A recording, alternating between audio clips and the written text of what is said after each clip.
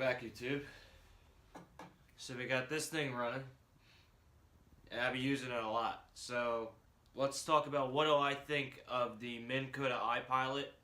Do I think it's worth your money, and why is it better than just a normal trolling motor and you know, saving your money? So first of all, let's talk about this awesome remote, because it is pretty cool. So right off the bat, you can see there it's got a little propeller, it's got an anchor, got all your controls there. So what I like about this the most is obviously the motor does most of the work for you. More than likely the day you get this, if you do get one of these, you're going to run this thing pretty hard and you're probably going to kill your battery. So take in mind that this kills your battery probably 3 times as hard as a normal trolling motor. These things really rip your battery, and I had to find out the hard way, but you know, you got to find out that way to know. So, but what I like most about this is I can get into the lake and kind of set myself along the bank, and whatever way that this head is pointing is with the way that the boat will go. So if you put yourself at not even 1, at 0, at a half, it'll take you so slowly across that bank, so perfectly straight, that you and your fishing buddy can just knock it out the entire time. It's really, really nice that when you're fishing with one of your friends or even yourself, that it follows the path so good.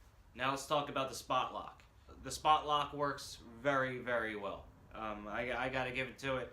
You can set yourself in front of a bench. You might sway a little bit, and I mean just a little bit, but you're gonna find yourself right back there in no time. It's pretty impressive.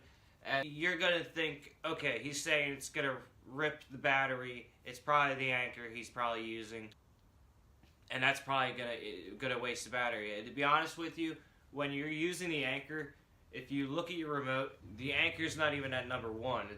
It's barely even moving, and it's keeping the boat in place somehow. And you would think that this thing's gonna be turning and going all nuts, but it just doesn't. For some reason, the boat stays in place, which is amazing. So for me to get this set up, I went on Facebook and I shot a guy an offer for $300 for this motor, and I got it. This I believe cost me about $400 to change the head, to turn it into the Ipilot. So you're looking at my price range was about $700, which is pretty pricey for the motor, but in the long run it really makes up for it. So I wouldn't shake your head too much at it. And to be honest with you, I have so much fun with this thing fishing when I'm out grazing the banks that I haven't even tried to record my spot yet and all that stuff. So this thing, it's a lot of fun. So let's talk battery life. Big downside to this motor. This thing rips your battery. Oh my god, it's insane. So some days I do pretty good. I could actually go pretty long and come home with about maybe half a battery. But some days I'll go out. A normal trolling motor, you could be out there for about 6 hours easy, riding pretty damn hard with my battery. And with this motor, when I had it with just the power drive with the foot pedal, I would get a good 5 hours riding pretty hard. I do a lot of trolling, so I'll ride it pretty hard with these, and that's the reason you want these if you do trolling. So if the motor's going to die with using it for a little bit, it's not what we're looking for. But hear me out. I would get a decent amount of time from the power drive. Now switching to this, the battery life is cut drastically short. So my 24 volt deep cycle battery, it's a Deca brand. I don't know the exact amp hour, but it's actually pretty nice. I work for a boat marina too, so I'm sure it's I'm sure they gave me one that works pretty well for me.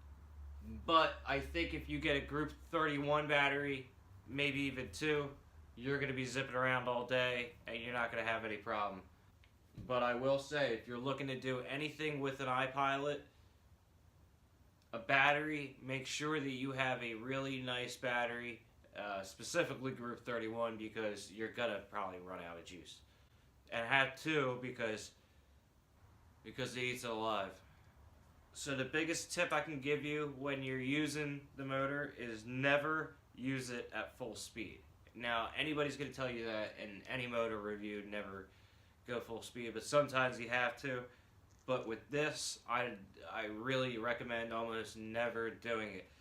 You could run this at half speed all day long and probably make it home with some battery. You could run this and you could hit the bunny, and the bunny will take you fast. I bet you when you get to the other side of the lake, you're gonna be out of battery that fast. It's a drastic difference by how much full speed on this can eat the battery compared to half speed. So take my advice and try not to use full speed, and you'll be making it home in one piece. What I did when I got it is I attached this little removable piece so I can just put it on the boat, take it off the boat. It makes it way better, so I don't have to leave it there for somebody to steal my prized motor. But do I think it's a worthy buy? I do. I think anybody that is, if your wife is going to go for it, go with it now. This is something that is going to really benefit you fishing, and you're going to get a hell of a lot more time out in the water and a lot less doing this the entire day. Because when you catch a fish, you're going to be doing this. But not with this. You'll be letting the boat go, and you'll just be reeling it in and throwing it back.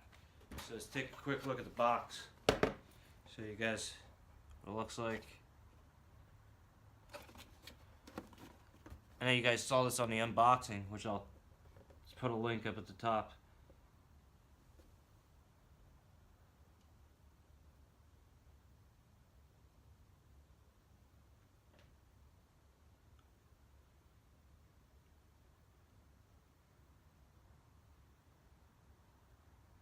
Some cool stuff.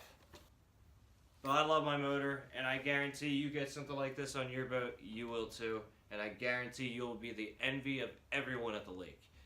Hit that like button, don't forget to subscribe, and as always, fish on.